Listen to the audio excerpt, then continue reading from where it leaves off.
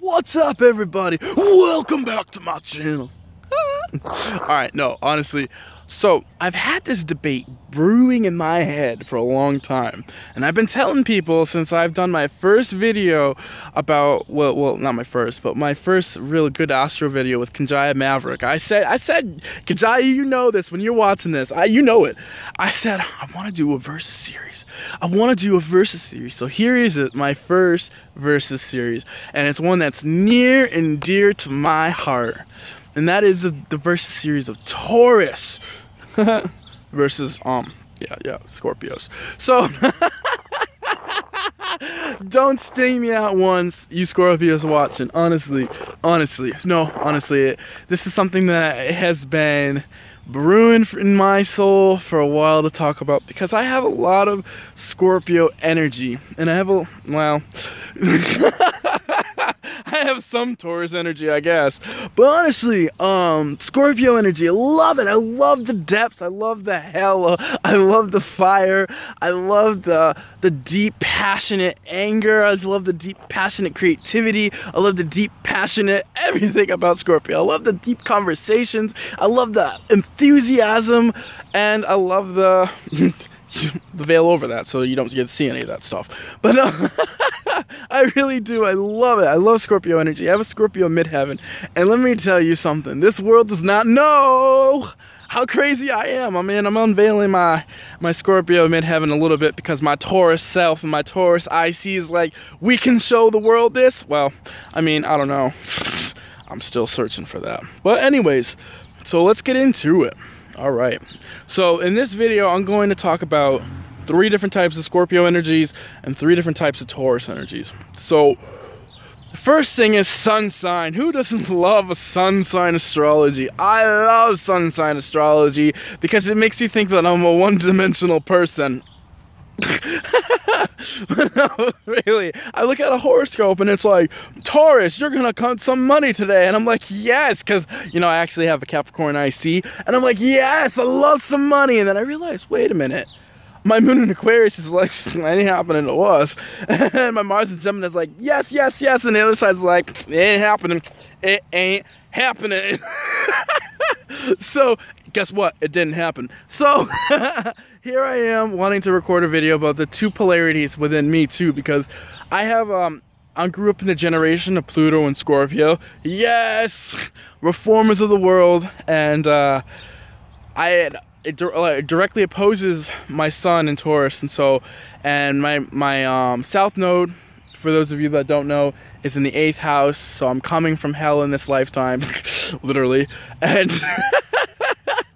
and you know, it's a good thing because it's transforming energy, and Pluto is a beautiful planet for transformation, and that's what the sign of Scorpio is. Sign of Scorpio is like the sign of transformation between the self and others in such a deeply, deeply beautiful way, I feel.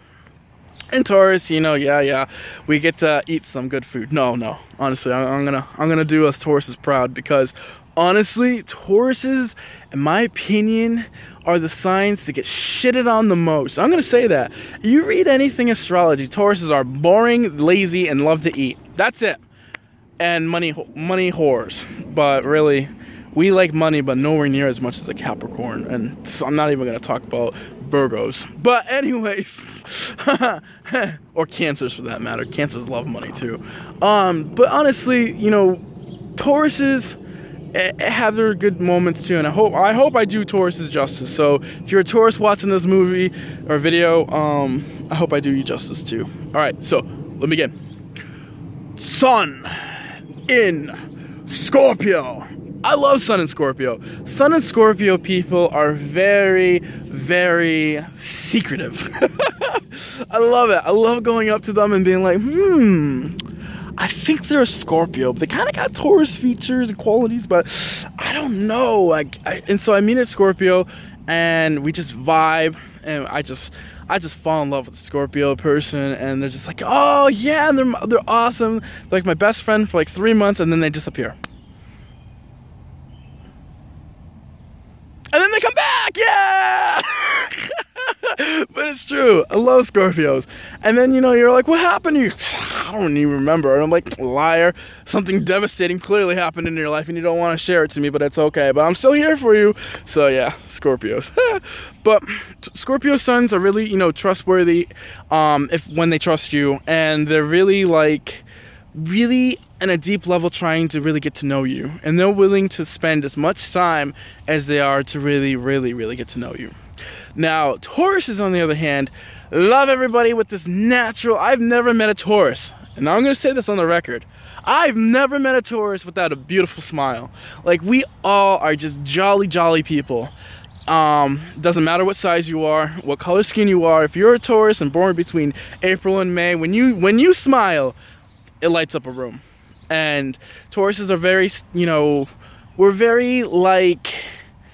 loyal, but in a good way. We're always there, you know what I mean? If you really need us, we're reliable. And I think reliability in today's society gets taken advantage of. Like, it really does. Like, if we're reliable, it's like, oh, we get overlooked because you're not the one that's disappearing and coming back, because you're the one that's been there the entire season. It's like a TV show. You know, the person that disappears and comes back, you're like, oh my god, they're back. You know, you watch the person that's been on there every single episode, you know, you're kind of like, oh, I'm bored of that person. But Tauruses are not boring. Just because we're there every day does not mean that we're boring. So anyways, yeah, so Taurus sun versus Scorpio sun, they're both reliable, but I think when it comes down to who's a better friend, I'm gonna go with the Taurus. But I'm gonna say that in Scorpio's defense, that ultimately, if you're looking for a deeper connection, and I mean a deep, deep connection off the bat, then Scorpio is your pick. But a deep connection will be formed with the Taurus. They just might not tell you. Okay, so that was Taurus sun. That's where their ego is. Now we're going to go to Taurus moon and Scorpio moon. Now, I am neither. So I can actually say this from a, objective point in my subjective lens. So, Taurus moon people are horribly controlling. Taurus moon people are terribly like, what is mine is mine, and what is yours is mine. You are mine. I'm going to own you. I feel secure. Yes, let's party, but you're going to come to the party that I choose you to go to, and I think this is fun for you, so you go have fun. Like, I've been friends with a couple Taurus moon people, and they're good people, they're good-hearted, they like to have a good laugh, but at the end of the day, they're very, very, very possessive. Like, they're their friends, and then they have to go their way, and it's just like, okay, like, I guess my aqua moon is just like, I can't breathe, but... But yeah, and then you got Scorpio moons, which are, you know, on the surface, they seem so relaxed and mellow. You know, as an Aquarius moon, I kind of resonate with Scorpio moons so much because, like, you can get to talk to them, and they get into these deep philosophical questions. They want more deeper meaning, where Taurus moon's like, I don't really care about that. Like, I care about going to this party, and I really want to have a good time, and I want you to come with me. A Scorpio moon's like, yes, let's talk about life and what it means. And then, as you're talking to the Scorpio moon about life, they look over the corner and they get a text message, or they see somebody walking down the street, and they're like, hold up, stop. And then they start wigging out, and they're like, what? And the Scorpio moon is just going on a tirade, blah, blah, blah, blah, and then blowing up, especially if the Scorpio moon is in a fire sun sign, like, forget it. Like, if it's in a fire sun sign, they're gone. The fire and flames are beyond them. But Scorpio moons, they get so deeply passionate, and then they kind of just explode, Scorpio moons. So, I mean, I love them still. I actually prefer to hang out with the Scorpio moon any day over the Taurus moon. But I would have to say, like, in that sense, I'm subjectively, in my subjective lens, saying that Scorpio moon is definitely, like, better to be around as a friend. But in a relationship, I would have to say Taurus moon is not so crazy if you're with them steady and you say and do as they want, because they're not going to lash out like a Scorpio moon. They're not. Scorpio moons just go boom. You know, that energy and rage is in fire. You know, Aries as a co-ruler and Pluto transforming them, they're just ready to explode. Where Taurus and Venus, they just want harmony. But I mean, harmony in an emotional kind of way, because it's the moon. The moon is like waxing and waning and creating all this havoc. And so when you got a stable sign like Taurus is the moon, you think, you know, I know it's exalted or whatever, but it's still like, it's still unstable. I mean, all the signs are unstable in the moon if you really go about it, except for Cancer. I mean, Cancer it's home, but it's probably so unstable it's stable. All right, and last one I'm gonna talk about is Mars and Taurus and Mars and Scorpio. And I think a Mars and Taurus person is such an interesting person because they're so passionate about spending, like money-wise, and if they want to go and do something elaborate, they'll just they will not stop. Like, they will just go and go and go. And they always have this kind of reserve, like, and this determination. I have a friend with Mars and Scorpio, Taurus, and whenever obstacles face him, you know, like real obstacles, he'll stay in the game and he'll keep plodding his way, eventually getting to his goals. I mean, and I can relate to that as a Taurus sun. I think all Tauruses or Taurus energy can relate that, you know, even the Taurus moon, like, we will take forever. And people look at us like 10 years later and they'll be like, wait, how did you get all that stuff? Where did this stuff come from? And you're like, well, I know I look like I've been just sitting on my ass this entire time, but really I got this stuff because I worked my ass off for it. And the Scorpio side and energy will be like, boom, transform overnight. And you'll be like, what? And I still don't get it. But no, Scorpio energy is like that. And a person with, you know, Mars and Scorpio would be so driven that they don't give a flying F about what's going to stop in their way. They both won't. Taurus and Scorpio will stay determined to the end.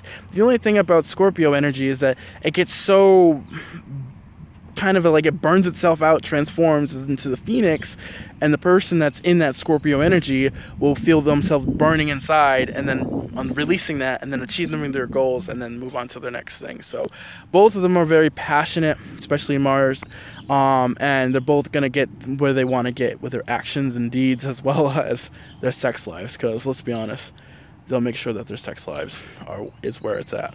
Both of them will. I just think that having sex with a Mars and Scorpio person probably be a little bit more interesting than a Mars and Taurus, just because I think they'll take the boundaries to a whole new level. You know, forget the boundaries. There's no boundaries probably.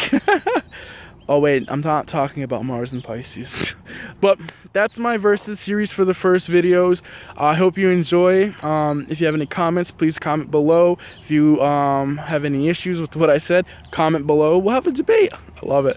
Yeah, I got Mercury in Aries. So, alright, you take care. Bye for now.